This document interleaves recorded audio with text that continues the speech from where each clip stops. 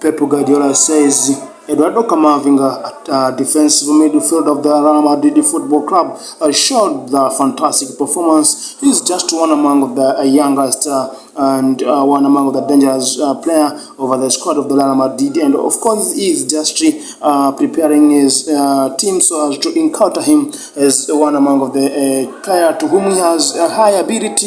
It's a player who has of course the high ability of defensive, and in fact he's just ready to watch him. He's just ready to study him in careful so as to make sure that they just defend him and create a lot of chances from him. In fact, Eduardo Camavinga is one among the player who is just gifted. He is just a young star of the Real Madrid Football Club, but in fact he shows incredible performance, and of course he is just impressing so many